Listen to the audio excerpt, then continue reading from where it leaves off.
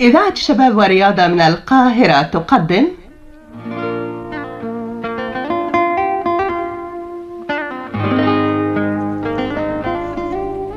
بدون عنوان.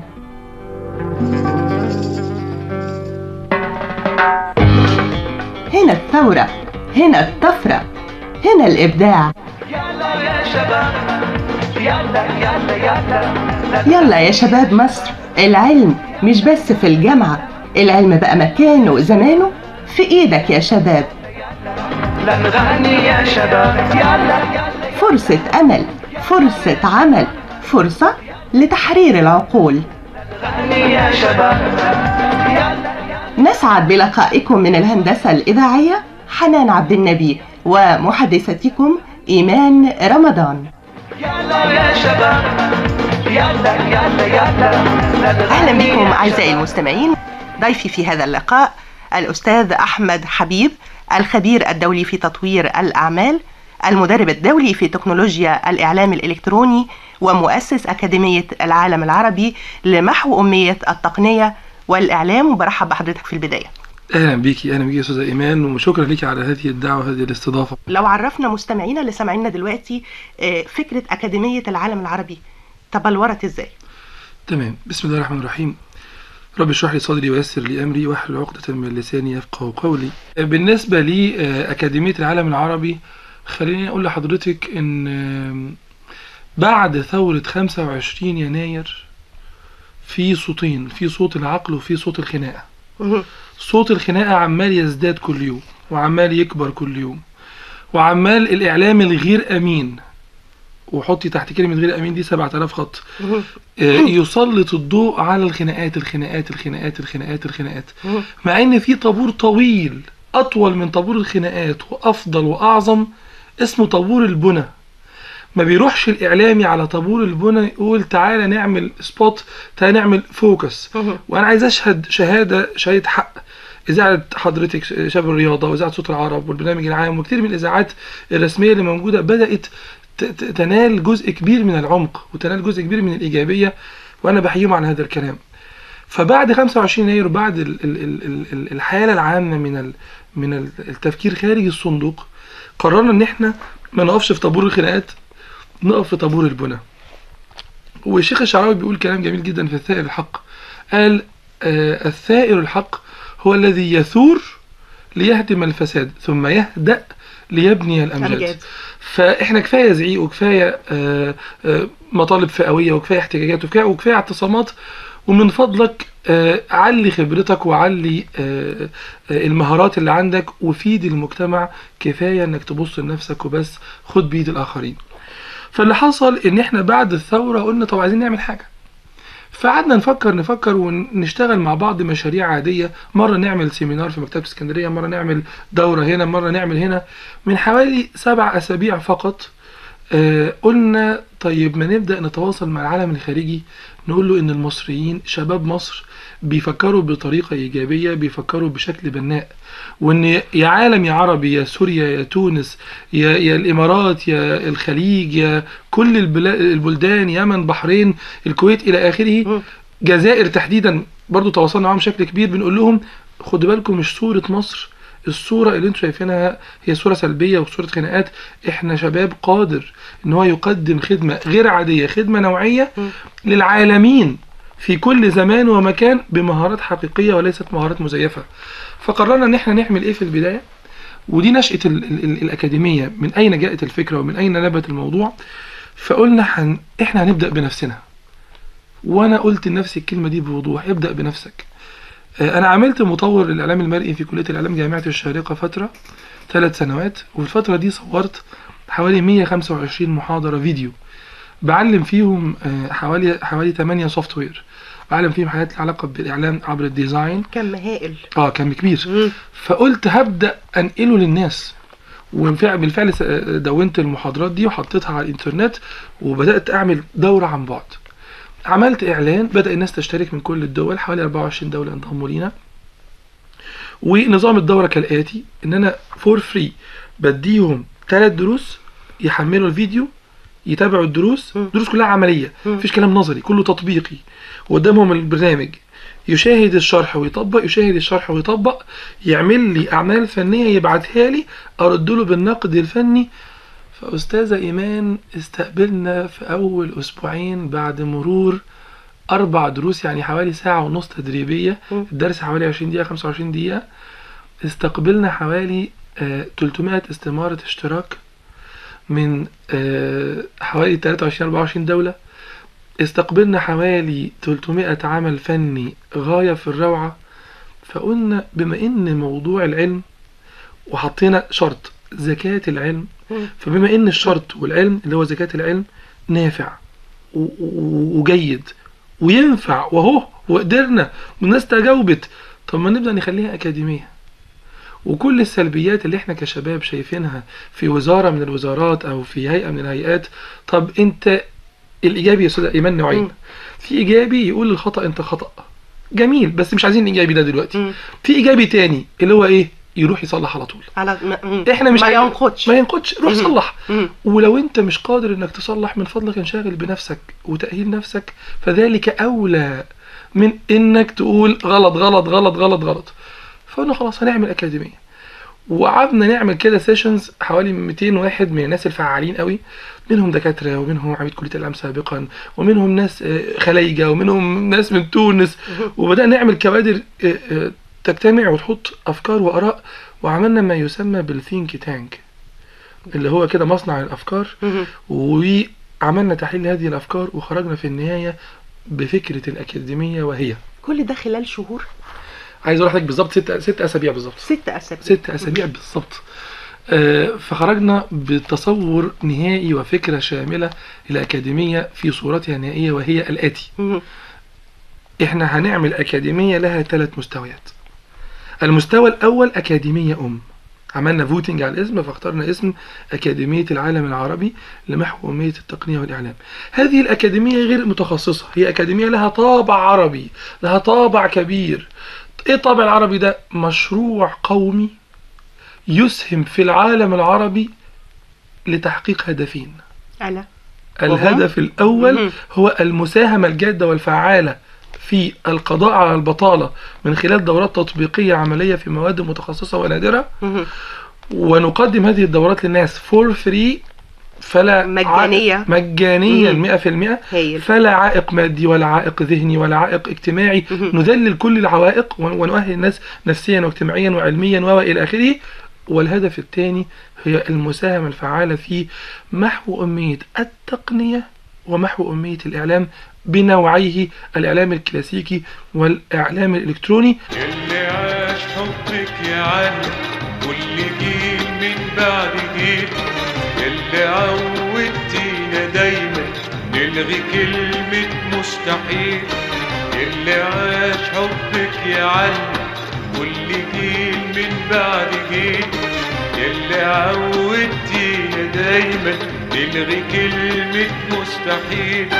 يا احنا من عهدك يا غالي من شباب حر وأصيل، يا احنا من عهدك يا غالي من شباب حر وأصيل. نبني ننتج نعلى نسبق كل خطوة ب1000 ميل.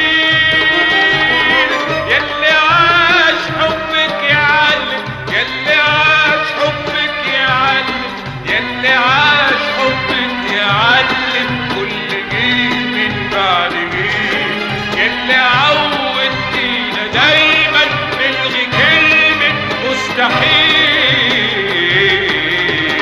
المستوى الثاني هو أن الأكاديمية الأم تملك مجموعة من الأكاديميات الفرعية. هذه الأكاديميات الفرعية متخصصة، فمثلا عملنا حاجة اسمها ميديا ستار أكاديمي، أكاديمية نجوم الإعلام. الأكاديمية نجوم الإعلام دي بتشتغل من خلال المستوى الثالث. المستوى الثالث عبارة عن مجموعة من المعاهد وهي أقسام الأكاديمية الفرعية. فميديا ستار أكاديمي تملك 4 معاهد. المعهد الأول أكاديمية معهد خاص بالصحافة، والمعهد الثاني بالإذاعة والتلفزيون، والثالث بالإعلام المرئي، الجرافيك ديزاين والانتيريور ديزاين والمالتي ميديا والمالتي ميديا برزنتيشن وابلكيشن وجيم وشغل الويب ديزاين وخلافه. ورقم 4 العلاقات العامة والاعلام. وحطينا القالب ده وحطيناه على الانترنت. الفان بيج بتاعتنا للاكاديميه الام اللي هي Arab World Academy، والفان بيج للاكاديميه المتخصصه الاولى ميديا ستار اكاديمي. واول معهد عملناه هو معهد الاعلام المرئي تحت جروب اسمه مالتي ميديا كورس. بنكمل ثورة الشباب في 25 يناير ل 2012 بهذه التقنية العالية في الإعلام. نعم. وأمية التقنية التكنولوجية. نعم. لكن البطالة مش بطالة شباب. نعم. في التكنولوجيا فقط. نعم. يعني أنا هخص ده في مصر. نعم. البطالة عندنا بطالة اللي هم المؤهلات المتوسطة. تمام. ازاي ننتشل هذه المجموعة من الشباب. نعم. اللي نعرفهم التقنيات دي ونوصلهم بدرجة تفعل مادياتهم. الناس اللي قاعدة على القهاوي الشباب اللي بيسمعنا دلوقتي وسمعنا في القهوة ولسه برضه مش عايز يتحرك، لسه مستني برضه الوظيفة الحكومية. ازاي نغير التفكير ده؟ كلام جميل جدا. ولولا ان انا متاكد ان حضرتك مش مخاويه جن لا كنت قلت لي اللهم احفظنا. كنت قلت لك ان انت عرفتي سر من اثار هذا الاسبوع. احنا على لقاء مع وزير الشباب هذا الاسبوع ان هو يفتح لنا مع المجلس القومي للشباب وبعض المراكز بقى مع الشباب. فكره مهمه جدا. ايه الفكره دي؟ ان في حد بعت لنا مشروع احنا بنشكره عليه. قال يا اخوانا في ثانوي صناعي قسم زخرفه، وفي ثانوي صناعي قسم كهرباء. ممكن تعملوا لنا ثانوي صناعي قسم اعلام؟ ممكن تعملوا لنا ثانوي صناعي قسم الجرافيك وناخد جرافيك ديزاين؟ فجاري تطوير حاجه زي كده وشغالين عليها. هذه واحد. الامر الثاني، احنا معانا على الجروب كميه ناس مخلصه اعداديه بس كتير. المعلومه مبسطه، المعلومه سهله وبسيطه، المعلومه معربه وعربي. يعني مش هيحتاج ان يبقى فيه لغه، لازم يجيب لغه. كل شرح باللغه العربيه. هايل. وشرح بسيط. وكمان الماده اللي هي الاعلام المرئي زي الناس اللي بتعمل اعلانات وشغل ميديا وشغل جرافيك ديزاين، دي حاجه جميله ممتعه شيقه تجذب العين وتعمل راحه نفسيه وتعمل براح فكري. انت تحس ان انت مش عايز تقوم من على الكمبيوتر من كتر ما انت بتعمل تصميم واتنين، تفرح بالالوان، تفرح بالصور، تشكل معنى من خلال صوره، تشكل معنى من خلال دمج مجموعه من الصور الى اخر هذه المعاني. ومعانا ناس متخصصه بتشرح علم التصميم وتقنيه التصميم. عندنا تقنيه التصميم زي الادوات المستخدمه في التصميم، وعلم التصميم اللي هو التصميم المفلسف. الناس اللي بتاخده في فنون جميله وفنون تطبيقيه 5-6 سنين احنا بنحطه لك بشكل بسيط. على سبيل المثال اختيارك للون، اشمعنى اللون ده؟ طب ليه مش اللون ده؟ طب ليه الصوره دي؟ طب ازاي اعبر عن فكرتي؟ ازاي اعمل بوستر؟ ايه البرامج الجاهزه اللي هي مجرد انك تضغط على زرار، مش محتاجه منك عبقريه. واللوحات الاعلانيه الرهيبه والبوسترز اللي بنشوفها على في الشوارع دي مش حد قاعد بناها من الصفر، ده في برامج جاهزه. فقط اعرف البرامج دي بتبدا من فين وتشتغل فين، الموضوع سهل. وبنشرحه في عدد كبير من المحاضرات حتى نسهب ونتكلم عن ناس بالتفصيل. هنعيد برضو للمستمعين كل هذا الكم من العمل. نعم. مجاني تماما للكل يتصفح. مظبوط. صفحتنا على الفان بيج Arab World Academy. مظبوط، Arab World Academy.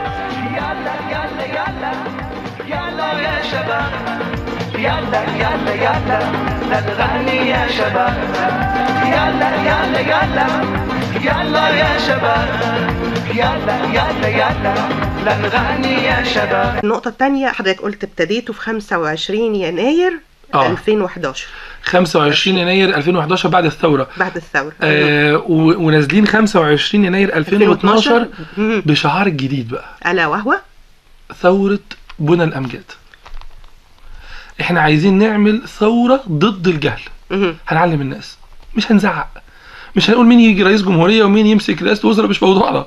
مش عايزين نفكر مش فيها. عايزين المناصب، مش عايزين الكراسي، ومش بتاعتنا. احنا عايزين، احنا شباب، المفروض ان احنا حركة بالزبط. مش بتوع كراسي. بالظبط. وفي نفس الوقت ممكن تمحي لي أمية التعليم لو حد بعد كده، وإن كان رئيس الجمهورية بعد كده قال لي اقف ما تعلمش الناس، ساعتها هعمل ثورة. لو قال لي انا بتحداك مفيش حاجة اسمها تصليح عشوائيات، هعمل ثورة. وانا بقولها صراحة. لكن عايز اقول لحضرتك خلاص احنا الموضوع اتغير. مستحيل خطينا المرحله دي بقى خلاص. ومستحيل حد يجي يقول لي ما تعلمش الناس. مستحيل. خلاص خلصت الموضوع انتهى. كان موجود ده بوضوح قبل كده على فكره، بس كان بطريقه مقنعه. عشان نعمل ايفنت في مكتبه اسكندريه بصراحه شديده، بقول لك بصراحه شديده، كان الشباب بيطلع نفسهم في موافقات امنيه وفي موافقات مش عارف عامله ازاي امنيه طبعا.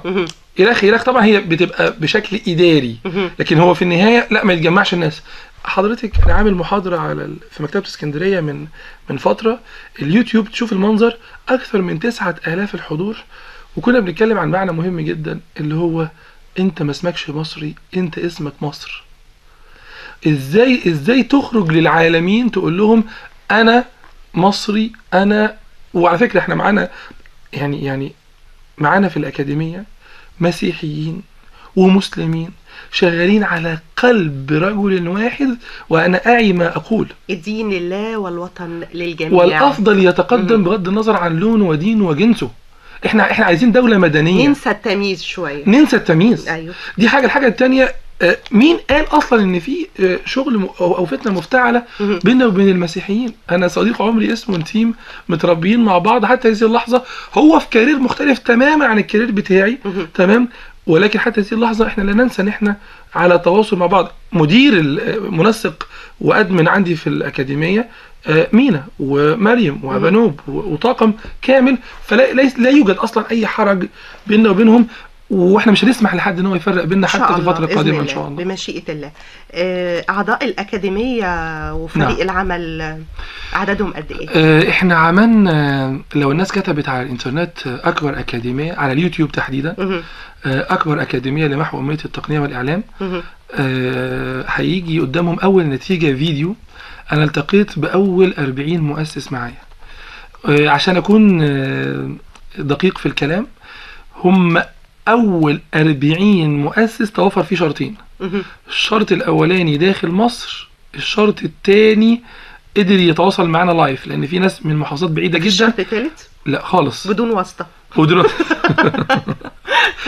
انتهت بعد 25. الحمد لله، الحمد لله رب العالمين. وعايز اقول لحضرتك ان في مؤسسين، عشان كلامي يكون دقيق، خارج مصر، بس دول ما قدرتش التقي بيهم الان، لكن احنا على وعد بزياره في ابو ظبي، وعلى وعد في زياره في السعوديه وفي اردن وفي سوريا وفي فلسطين وفي اكتر من مكان. تبقى ثوره الربيع العربي التكنولوجيه والاعلاميه، مش كده؟ والبناء ومش هنزعق، ونعمل مش هنعلي صوتنا، وهنعمل في صمت، وهنفيد الناس، وقادرين على ذلك، ومؤهلين، ومعنا شهادات، والحمد لله الحمد لله بنقبض بالدولار، يعني احنا مش عالة على المجتمع، ولينا مكانتنا الدوليه. احنا عايزين نقبض بالجنيه المصري، مش عايزين بالدولار. عايزين نرفع قيمه الجنيه المصري. في استاذه ايمان حاجه بتقول ما بيشتغلش في العمل التنموي الا الناس اللي فاضيه. يعني بفضل الله سبحانه وتعالى، يعني سواء انا او كتير من الناس اللي معايا مهندسين واطباء معايا شغالين، الحمد لله احنا ميسورين الحال، الحمد لله. عندنا وظيفتنا، يعني قبل ما اتفرغ للاكاديميه انا قادر ان انا اتفرغ، انا حر، لكن قبل ما اتفرغ كنت رئيس قسم الاعلام في اكبر منظمه عربيه، الحمد لله، منظمه الاسره العربيه. انا بقول ده ليه؟ عايز اقول للناس ان احنا واخدين العمل التنموي باختيارنا، تطوعي وقادرين على ذلك، اما مؤهلين واما يعني مع التاهيل قادرين ان احنا نسير الامور ونسير الاحوال، ومش منتظرين من حد لا يسقف ولا منتظرين من حد يدعم. وعايز اقول لحضرتك على نقطه هنا، الشاب المصري، انا بقالي 8 سنوات في دبي، واعمل مع مجموعه من الاجانب، واعمل مع مجموعه من العرب مختلف الجنسيات. يا استاذ احمد ما بلاش لحسن يتقال علينا اجنده يا استاذ احمد. حته الاجنده دي بلاش. انا عندي اجنده. ايه بقى الاجنده بتاعتي دي؟ ان ابن بلدي، مش تحيزا، ابن بلدي انا عايز اعيد تسويقه في الخارج انه مش عالة، ومش جاي يشحت، ومش جاي يحط ايده كده ويقول شغلوني ان شاء الله اموت في البحر واعمل هجرة غير شرعية. انه يثبت ان المصري يقدر يثبت نفسه في اي ارض. حضرتك انا بقول لك في دبي ما لا يقل عن 95%، عدي معايا، 1 مكاتب الاستشارات الهندسية، المستشفيات، الكول سنتر بتاع مايكروسوفت، نسبة المصريين فيهم وطبعا اشياء تانية، نسبة المصريين فيهم لا تقل عن من 85 الى 90%، وانا اعي ما اقول جيدا. ربنا يزيد ويبارك. اذا ولاد بلدنا يستطيعوا، وعندهم أستاذة إيمان، عايز أقول لحضرتك على حاجة. من سوق لنا إن إحنا رايحين نشحت هو أول الخاسرين، وهو الآن يعني يقول يا ليتني فتعاد الحياة فيعمل لها. رأيت بأم عيني البنت الجدعة، البنت المصرية اللي ما حصلتش، اللي بقالها 5-6 سنين في الغربة، هي وشغلها ومذاكرتها من بكالوريوس لماستر لدكتوراه، واللي يتكلم عليها كلمة كذاب، وقدرت تبني بيت وتبني مجتمع كبير وتسهم في حياة تنموية جادة. شفت بعينيا الولد اللي بيقول لك انا طالع لان ورايا 6 في مصر، عايز اشتغل لهم وعايز اتعب عشانهم، وامي مستنية تشوفني بكلمة دكتور. فكتير قوي قوي من هذه المعاني المهمة الشاب المصري قدر ان هو يحملها ويحمل العمق بتاعها بداخله. اللي فيك الإنسانية والسماحة الربانية، كل واحد من ولاده في مجاله يساوي 100. اللي فيك الإنسانية والسماحة الربانية، كل واحد من ولاده في مجاله يساوي 100. كلنا يا مصر جينا نوفي عهد ودين علينا، كلنا يا مصر جينا نوفي عهد ودين علينا، نبني ننتج نعلى نسبق كل خطوة ب1000 ميل. أستاذ أحمد حبيب، الخبير الدولي في تطوير الأعمال والمدرب الدولي في تكنولوجيا الإعلام الإلكتروني ومؤسس أكاديمية العالم العربي لمحو أمية التقنية والإعلام، إمتى المصري يثبت نفسه جوه بلده زي ما ثبت نفسه بره بلده؟ في دورين، دور على الشباب ودور على الدولة. الدور اللي على الشباب، انت الآن قادر من خلال الإعلام الإلكتروني توصل صوتك وتوصل مهاراتك، بل تبني مهاراتك من عدم. 5000 موقع، مش احنا بس، بيقدم مواد تعليمية وتأهيلية وتدريبية في كل المجالات. من فضلك خد بالك من نفسك، اشتغل مع نفسك، شغل نفسك، ظبط مهاراتك، علي من قدراتك، ولا تعدم الخير، وخليك دايما متفائل. وفي سؤال مهم قوي، انا اتمنى الناس تكتب على اليوتيوب البرنامج التدريبي المجاني خطوة بخطوة. ده برنامج تدريبي عملناه مجانا، بنلتقي كل يوم 2 ساعتين على الهواء على الانترنت، وكله مسجل على الانترنت على اليوتيوب. هدف البرنامج ده حاجة واحدة بس، من فضلك غير طريقة تفكيرك. وبدأنا أول حلقة بنجاوب على سؤال. السؤال ده قبل ما أقوله لحضرتك والسادة المستمعين، اتصلت على عدد كبير من دكاترة العالم العربي، دكاترة في الإعلام، دكاترة في الإدارة، دكاترة في هندسة.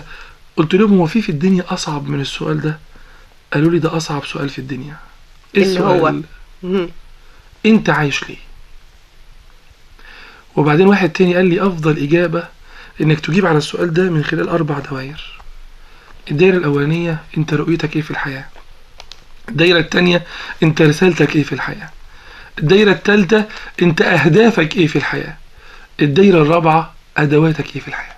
سؤال آخر بقى هيحاسبنا عليه ربنا. اتفضلي. عملت إيه في دنيتك؟ وعملت إيه في دنيتك؟ بالظبط. ماذا قدمت؟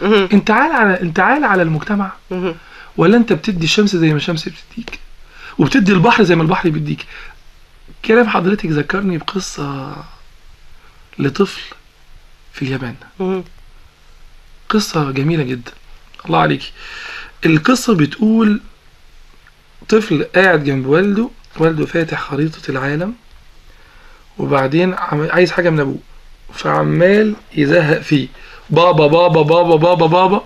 فوالده آخر ما زهق أما قطع خريطة العالم ورماها، وبعد شوية قال له عقابا ليك رجع لي خريطة العالم زي ما كانت.